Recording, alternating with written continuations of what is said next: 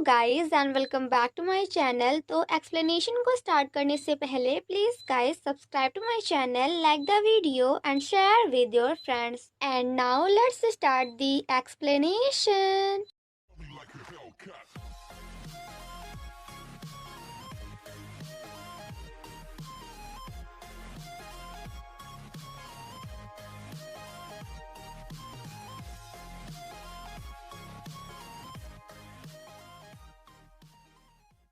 Part 9 की शुरुआत में हम योंजो के डैड को देखते हैं, जिन्हें वो खूनी काफी ज्यादा टॉर्चर कर रहा था। वो खूनी कहता है कि मुझे मेरा फेस दो एंड मुझे बताओ कि आखिर मैं हूँ कौन। योंजो के डैड जब वापस कोरिया आते हैं तो वो अपनी वेबटून को पढ़कर काफी ज्यादा शॉक्ड होते हैं एंड देन भागते हुए अपनी बेटी योंजो से मिलने जाते हैं, जिसकी हालत काफी ज्यादा खराब थी। तभी उन्हें याद आता है कि कांगचुल ने योंजो को एक पेन ड्राइव देते हुए कहा था कि तुम इसे अपने डैड को दे देना। जिसके बाद योंजो के डैड उस मैसेज को पढ़ना स्टार्ट करते हैं, जिसमें कांगचुल ने लिखा था कि मैं ये बात जानकर काफी हैप्पी हूँ कि आप अभी तक जिंदा हैं, बट मैं आपसे माफी नहीं मांगूंगा। जिसे सुनकर योंजो के डैड वॉज लाइक, बड़ा बदतमीज है। कांगचुल कहता है कि आप मेरे लिए ना सही बट अपनी बेटी के लिए डब्लू वेबटून की हैप्पी एंडिंग कर दीजिए। देन सेम नाइट जब योंजो पानी पीने के लिए बाहर निकलती है, तभी वो अपने आप को अचानक से वेबटून वर्ल्ड के उसी हॉस्पिटल में देखती है जहां हमारा कांगचुल एडमिट होता है। योंजो कांगचुल को अपने सामने देखकर काफी ज्यादा इमोशनल हो जाती है, बट इससे पहले कि वो हमारे कांगचुल को टच कर पाती, फिर से अपनी दुनिया में वापस आ जाती है। नेक्स्ट मॉर्निंग जब योंजो ऑफिस जा रही होती है, तभी वो फिर से कांगचुल की दुनिया में पहुंच जाती है। योंजो कहती है कि भले ही थोड़ी देर के लिए ही सही, बट मैं तुम्हें देखकर काफी ज्यादा हैप्पी हूँ। योंजो का फ्रेंड उसकी रिंग देखकर कहता है कि यार ये तो काफी सुंदर है, तूने कहाँ से चुराई, या फिर हमें बिना बताए तूने शादी कर ली।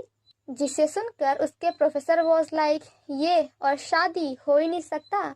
योंजो जब अपने रिंग को निकाल रही होती है, तभी वो गलती से नीचे गिर जाती है एंड जैसे ही वो अपने रिंग को उठाने जाती है, वैसे ही कांगचुल से टकरा जाती है। कांगचुल उसे उसकी रिंग वापस करते हुए कहता है कि आई एम रियली सॉरी, क्योंकि मैंने आपको देखा नहीं। एंड देन उसके रिंग की थोड़ी बहुत तारीफ करते हुए वहां से चला जाता है। बट ये सब देखकर हमारी योंजो काफी ज्यादा इमोशनल हो जाती है, क्योंकि अब कांगचुल उसे पूरी तरह से भूल चुका था। योंजो जब काफी ज्यादा सैड होती है, तभी दूर से उसे कांगचुल भी नोटिस करता है। योंजो कहती है कि जैसे मैंने ड्रॉ किया था सब कुछ वैसा ही हो चुका है, क्योंकि कांगचुल मुझे सच में पूरी तरह से भूल चुका है। जिसके बाद वो अपनी पुरानी मेमोरीज को याद करते हुए काफी ज्यादा रोती है। वहीं दूसरी तरफ योंजो के डैड पाक सोबुंग से कहते हैं कि अब मैं अपनी वेबटून डब्लू की हैप्पी एंडिंग करने वाला हूँ, जिसके हिसाब से कांगचुल उस खूनी को पकड़कर उससे अपना बदला लेगा, क्योंकि मैं ऐसा बिल्कुल नहीं चाहता कि वो खूनी मेरी बेटी को भी मार डाले। और ये सब करने के लिए हमें सबसे पहले उस खूनी का चेहरा एंड उसकी आइडेंटिटी बनानी होगी, ताकि कांगचुल उसे पकड़कर अपना बदला ले सके, क्योंकि जब तक हम उसे कोई चेहरा या फिर आइडेंटिटी नहीं देंगे, तब तक उसे कोई भी नहीं पकड़ सकता। योंजो के डैड कहते हैं कि मुझे उस खूनी का चेहरा ऐसा बनाना होगा जिसे कांगचुल देखते ही पहचान ले। जिसके बाद वो पाक सोबुंग को उस खूनी का चेहरा दिखाते हैं, जिसे देखकर पाक सोबुंग कम्प्लीटली शॉक्ड हो जाता है। एंड गाइस गेस व्हाट, नहीं पता, मैं बताऊं, चलो ठीक है। एक्चुअली योंजो के डैड ने उस खूनी को किसी और का नहीं बल्कि अपना खुद का चेहरा दिया था। वहीं दूसरी तरफ वेबटून वर्ल्ड में एक सीसीटीवी कैमरे के थ्रू कांगचुल को भी उस खूनी का चेहरा दिख जाता है। सो गाइस मैं आपको बता दूं कि भले ही इस खूनी को हमारे योंजो के डैड का चेहरा मिल गया है, बट मैं इसे योंजो के डैड नहीं बल्कि खूनी ही बुलाऊंगी, क्योंकि दोनों का फेस सेम होने के बाद भी ये दोनों कम्प्लीटली अलग अलग पर्सन हैं। देन नेक्स्ट सीन में हम वेबटून वर्ल्ड के पुलिस ऑफिसर्स को उसी खूनी के घर में देखते हैं। जिसके बाद वो उसे पकड़कर पुलिस स्टेशन लाते हैं। कांगचुल जब उस खूनी से मिलने जाता है तो वो खूनी कहता है कि मैंने ही तुम्हारे फैमिली को मारा है क्योंकि तुम्हारे डैड काफी ज्यादा गंदे इंसान थे। मैं उस दिन तुम्हारे घर सिर्फ और सिर्फ तुम्हारे डैड को मारने गया था, बट एक एक करके मैंने उन सभी को मार दिया। एंड अगर उस दिन तुम अपने घर में होते तो फिर मेरे हाथों तुम भी मारे जाते। ये सब करने के बाद मुझे लगा था कि यहाँ के पुलिस ऑफिसर्स मुझे बहुत जल्द ही पकड़ लेंगे, बट ये 10 साल कैसे बीत गए ये मुझे खुद भी पता नहीं चला। जिसके बाद मैंने तुम्हें उस रात को छत में मारने की कोशिश की, बट तू मरता क्यों नहीं है? तो क्या मुझे तुझे भी बिल्कुल वैसे ही मारना चाहिए जैसे मैंने तेरे पेरेंट्स को मारा था? और ये सब सुनकर कांगचुल को इतना ज्यादा गुस्सा आ जाता है कि वो उस खूनी को वहीं पे काफी बुरी तरह से मारने लगता है। योंजो के डैड पाक सोबूंग से कहते हैं कि मेरे वेबटून के विलन को कोई और नहीं बल्कि दूसरा विलन मारेगा। एंड ऑफ कोर्स वो दूसरा विलन कोई और नहीं बल्कि प्रोसिक्यूटर हान है। योंजो के डैड कहते हैं कि मिस्टर हान उस खूनी को मारकर उसे एक सुसाइड केस प्रूफ कर देगा। एंड जिसके बाद हम प्रोसिक्यूटर हान को भी इसी केस में फंसाकर जेल के अंदर कर देंगे। जिसके बाद पाक सोबूंग योंजो को कॉल करके उसे वेबटून की आगे की स्टोरी के बारे में बताता है, जिसे सुनकर योंजो कहती है कि क्या इसके बाद ये वेबटून यहीं पे खत्म हो जाएगी? प्लीज क्या तुम मुझे बता सकते हो कि आखिर कांगचुल की लव स्टोरी का क्या होगा?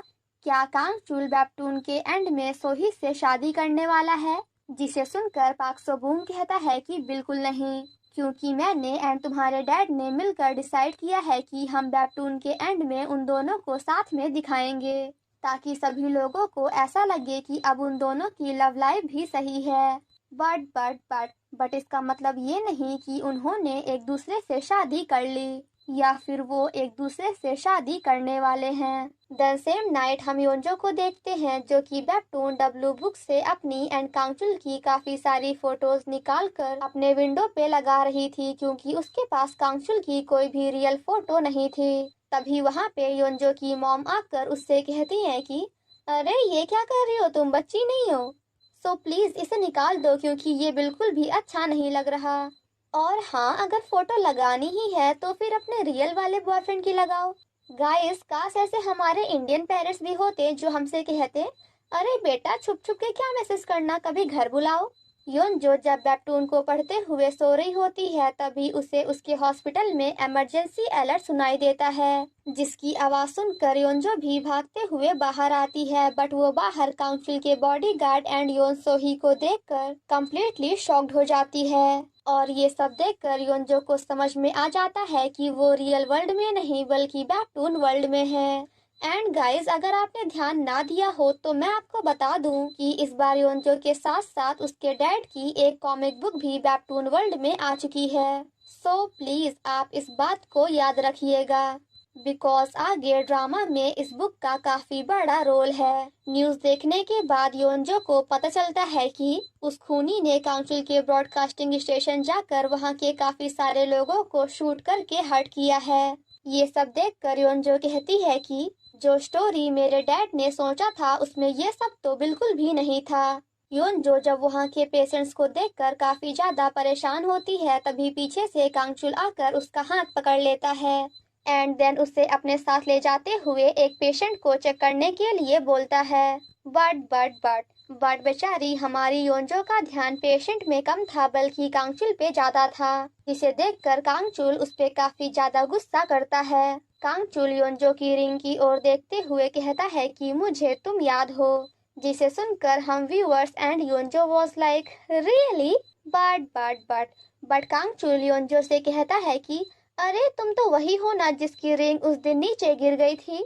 एंड वैसे एक बात बताओ कि आखिर तुम मुझे हमेशा घूरती क्यों रहती हो? I mean, देखती क्यों रहती हो? क्या मैं इतना हैंडसम हूँ?